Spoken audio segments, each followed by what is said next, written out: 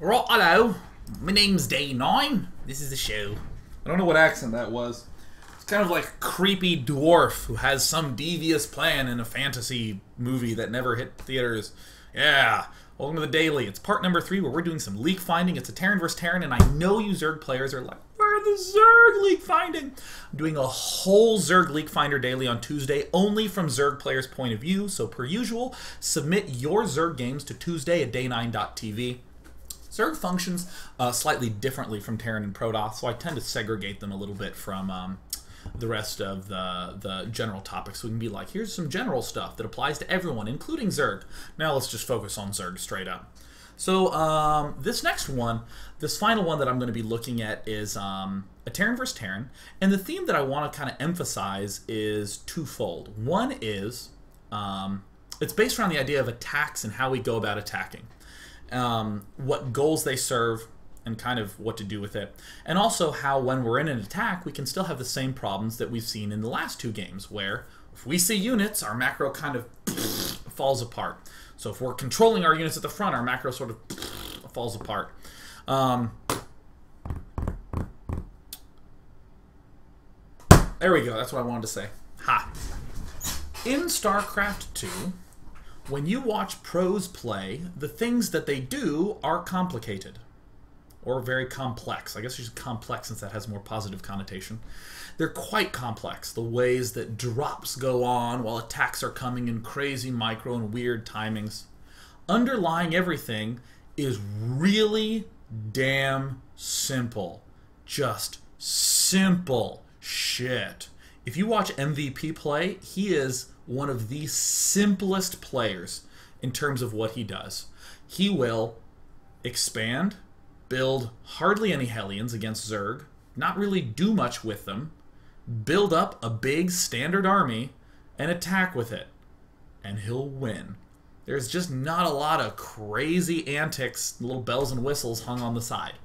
I think that's essential to note, because what we're going to see in this game from Crow Length is that he does a 1-Rax early expand, commences an attack that's quite good, but overcomplicates it to the point where it ends up harming him.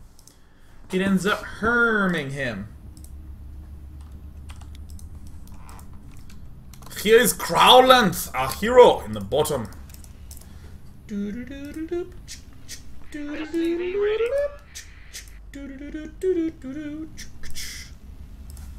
TVT is not boring, it's awesome. We're playing against NVIDIA X.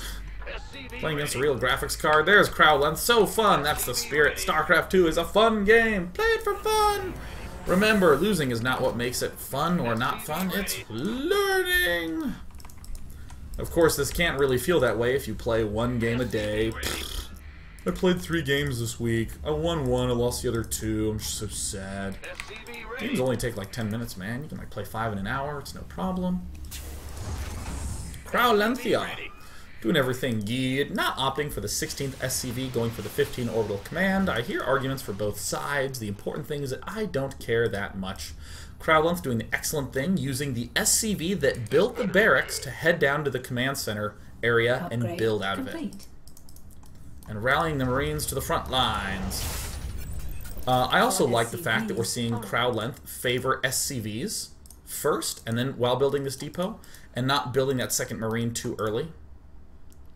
And I especially love that Crow Length goes and checks the expansion. Excellent. Crow Length, I would describe this opening as essentially flawless. Kills off this SCV, but he scouted to make sure his opponent wasn't expanding. You know how I said that third bases are the defining characteristics of just games in general? Whether your opponent early expanded or not is the defining characteristic of the ultra early game. So per usual, getting a bunker down right away. And because we're going for these 2 gas geysers, we want to make absolutely positive that we were building those as early as we could. If we had money to do it, then we should be getting it. Excellent. Loading them in. Loading them in. So I'll throw out one small minor thing right now. This is a little bit reserved for the excellent macroers out there. Occasionally, you might say, 2 Marines or actually I should say 3 Marines, are effectively as good as 8 Marines at defending against early game pressure. I have the bunker with some Marines, that's fine. So I might want to cut the Marine production to sneak out an extra barracks or even 2, as Thorzane is known to do in a lot of his games. You can do that. I'm just sort of stating it out there to show where some of that complexity could lie, but you don't have to do that. We're seeing Crowlent build this extra barracks and this factory. Again, if you build these 2 refineries as early as you can, you won't be able to afford this barracks. But I don't want this to discourage you. It's easy in Crowlent's position to have delayed a little bit on the gas geysers, then to build 2 of them and say, oh, I have the money. Okay, so he goes barracks and he goes factory, and then after 2 weeks, Crowlent is always getting 2 barracks and 1 factory. Always in the opening game, always. And then someone sits down and says, hey Crowlent, maybe you should build those 2 refineries earlier. And he does, and he builds his factory earlier. And there's this gross feeling of, oh crap, I can't afford my 2nd barracks. Something's going wrong. Nothing's going wrong. You're getting everything faster. Just because the numbers are not here in front of you doesn't mean that you are doing worse. And that is one of the biggest hurdles to overcome mentally, is to be getting fewer buildings, fewer things, but to be building more SCVs and more depots. I'm going to pull back a little bit because a scan happened and I totally didn't look at anything. So he's building his 2nd little barracks thing. We see a scan go down. Which command center was it? Couldn't have been this one in the main. Couldn't have been. Yeah, it's this one right here. This scan at 5:30, you don't have to do. You can mule here, and then you can use the scan here that happens at 6:05 to scan this area. 6:05, 6:35 are both acceptable times to do it. I think that the 5:35 scan is a little bit early, because when you get here, you won't really know exactly what he's up to.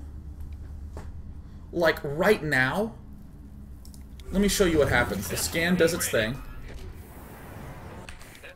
We don't know if this starport went here. We don't know if the factory turned around and landed. We just have no idea.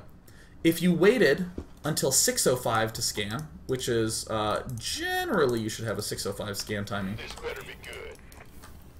Oh wait, no, I'm sorry. I'm confusing that with if you go command center first. Yeah, it'll be a little bit later. It should be a little bit closer to 6:30. Whoopsie daisies, getting my builds messed up. But if you scan right now with this scan, this 6:20 scan, if you throw this down, you'll notice you're getting a much clearer picture of what's going on in the main base. A much clearer picture. A little after 6 is when things actually begin to get into gear, but a little bit before 6, you don't know. So in other words, Crowlent is getting some information with the scan, but he's not actually getting that great of information. So this is where things start to go a little bit messily for Crowlent. He builds an engineering bay, and he's going to build 2 missile turrets. He's building his bunker at the front, which I don't think is actually that necessary. I mean, why would you want a bunker at the front? Well, because you're worried about a big Marine Marauder push. If he's building tanks, the bunker will not help. If he's building air, this bunker will not help. So the only thing that you'd really be defending against is Marine Marauder or Hellions. And if you're worried about Hellions, don't build a bunker, build the supply depots instead. I like that. It's really dangerous to get the early engineering bay like this, because certainly, let's say he literally gave you vision and you saw that he was going Banshees and you built the missile turrets right now. They're still a little bit too early. That's why I like the 6:20 to 6:35 scans. Those are really good, because you still have plenty of time to build an engineering bay. A missile turret's 25 seconds, an engineering bay is 35 seconds. It's like super short. So you have plenty of time if you scan at 6:20 to have a turret up by that time. And what can you do with this extra 75 plus 75 plus 125? You can easily get another building up. Like the starport could have been started. The add-on could have been started. All your tech's going to be a little bit accelerated.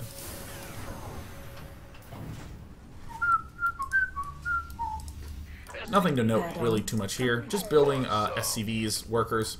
Also, see this tech lab that's going down here that hasn't really done anything? This was kind of crippled by this scan. We scanned and went, oh, alright, build this, this, and this. And then we haven't really been able to do much with the factory or this tech lab tech. SCV ready. So cool. We decide that we are going for this sort of tank push thing. We're getting a Viking up. I like this. I like getting the Viking up. I think this is perfectly acceptable at this point in time. This is an excellent early structure. The only thing that could possibly bolster it is getting an early engineering bay upgrade. You can almost be stupid in terms of your thought process. You can almost say, well, if I have an engineering bay ever, I just upgrade it. It doesn't matter what your build order is. This is actually just a reliable way to think. All races should do this. If I'm getting a forge early because I'm early expanding, I should probably upgrade out of it. If I'm getting an evo chamber early to get detection or to kill off air units, I should get an upgrade out of it. Same thing with this engineering bay. You can actually just get it. Ready to blunder. Especially if you do tank-based openings in Terran vs. Terran, like this. By the way, I love that. That's awesome. Love this. Should actually be a little bit more like here, so that way you can get a little bit of extra vision on the right side, but still, love it, love it, love it. Supply depots required. And now this is when we can start going a little bit nutsy with the scan. Complete. This isn't needed. Totally don't need this. Literally, totally unimportant. Ready for dust We got some great vision. It looks like we got another scan going on. This scan actually doesn't help that much. This scan, to me, feels a lot like a, well, I scanned and I was expecting him to go Banshee, but I haven't seen a Banshee. What the hell is he doing? Doesn't really matter that much. Honestly, what you can do is, rather than scan, just burn all of it on mules and move out with this army and begin adding on barracks. Move out with this army. What do you lead with? The Viking, right? You just sort of poke with the Viking here. You can even send an SCV suicide up to see if the expansion's down, because if the expansion's down, whether he's going Banshee or not, you still kind of want to try to put on a little pressure by moving your tanks farther forward. Oh, and I remember something I was saying earlier. If you're doing a tank-based opening, you're going to be fairly well defended. So getting the upgrades early coincides with anything that's good with defense. Alright, so we're moving out. Here comes the big reason I selected this replay, is this attack right here. This is going to be hard for our opponent to deal with. He's spread out here, we're going to begin pushing from here. He has to defend both his front and this orbital command. So I'm going to come back to crowd length's point of view. Things start off going pretty well. We end up botching a bit with this tank, but for the most part we get ourselves into a pretty good position. We're killing some stuff off. We're losing some stuff, but you know, we're macroing. We're missing a couple SCVs and whatnot. But look at us, we're rallying up. And we have found a vulnerability. Our opponent needs to address this. This is when a drop when a drop can backfire for you hard. The best play in this circumstance would be to like siege up another tank here, maybe unload a tank here, and some marines, and keep drilling. Why? Because this is working! We have one clear attack spot, and it's working. We're breaking the front, we've killed off depots, we've supply blocked him. We're killing off other stuff, we have a Viking lead. This is great. But then we complicate it by doing this. This weakens this position. This perfectly strong, acceptable position. We could be doing more damage right now, but we're just kind of not. Look how great this is. This is going great. This drop happens, and it's very easy for this to backfire. He just pulls some of his units back and kills it off. And our push is pretty weak. This was doing great the whole time. Now, if you look at the unit tab, where's the unit tab? The unit tab. Yeah, we're actually dead even. But we've lost a medevac with a whole bunch of stuff. We could have easily unloaded that medevac here with a tank. It's probably one of the easiest mistakes to make because your eyes get big. You're like, I'm hitting him in the front, I'm gonna freaking hit him in the back, kill him from all the angles. Another scan that I actually don't think this is that bad. Scans in these sort of tank positioning versus tank positioning battles I think are fine. I also like how this attack enabled crowd length to get up another expansion. It's perfectly fine. This sort of stuff looking good. Would want some tanks sieged up on that low ground there. But I think everyone's seeing how good this push is. We definitely need to crank up the macro back home. I mean, always macro is a problem, but I've been addressing that quite a lot. And what also should we be doing in the midst of this? Having an SCV parked right here, because you know what? Third bases define everything in this frickin' game. Absolutely everything. Now let's just do the basic conditional. What if there's no expansion here? No big deal. I'm just going to keep pushing here because it's working. What if there is an expansion here? I can easily send 2 Marines up to pick this off, or that is a pretty reasonable spot to consider a drop, but even then, you could still probably keep pushing.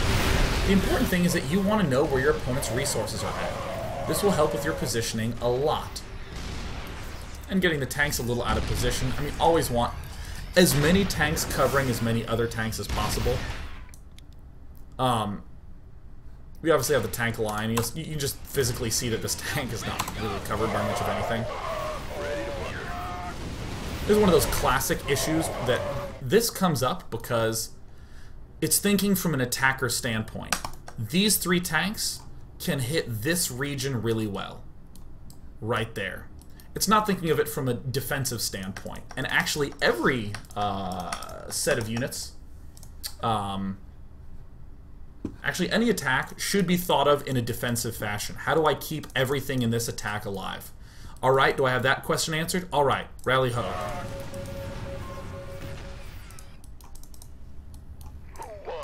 And the upgrade's kind of killing us a little bit here. Because we would love, after this attack fails, to have some sort of advantage, like an upgrade lead or something like that. We have a 3rd up, that's one kind of edge. But we didn't build any extra structures in there. We really want that. We don't have any add-ons. Add-ons are also good.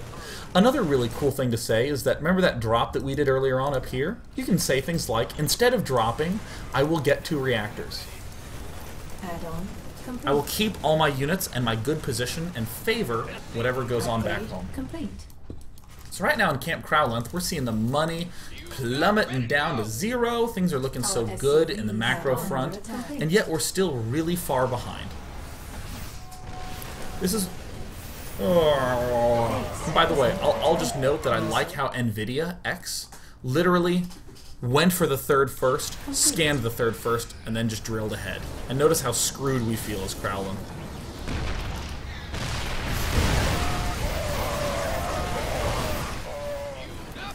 So certainly, we saw 2 little flubs occur with this attack, where we were attacking here.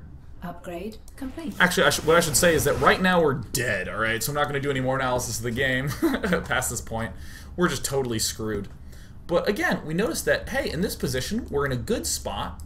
We should be not dropping, and we should be focusing back here. We saw 2 minutes later that as we're pushing this front, we had a tank. Can it load back 10 seconds right now? No, it can only load in 2-minute increments. Damn. Actually, come back to the 14-minute mark. Due to replay loading technology, I can't go to 13 minutes and 50 seconds. I can only go to 12 minutes right now. But a tank just died here. Again, it's just not quite keeping the same thing together with the attack. And that will end up kind of causing things to fall apart.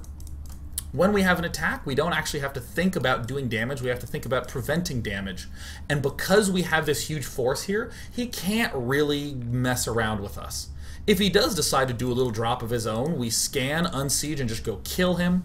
This is a great way to just pin your opponent in one spot. And if he's pinned in one spot, then by golly, add-on, add-on, add-on, upgrade, upgrade, tons of extra add-ons. And once again, this is where numbers become so important. I'm going to early expand and go for tank. And I'm going to have 2 barracks, 1 factory, 1 starport. When I'm attacking, I want to get up to how many barracks? Pick a number. I don't care if it's staying on 2 and expanding. I don't care if it's going up to 5. I don't care if it's 4 barracks and a 2nd factory. Just, you know, having the number there. I'm noticing that I'm a little bit over on time. I'm actually a lot over on time, and I am late to go pick up my friend Sean for dinner. So, whoopsie daisies. I hope this Leak Finder Daily was good. Hope you liked it. And if not, just tell me, and that'll be good.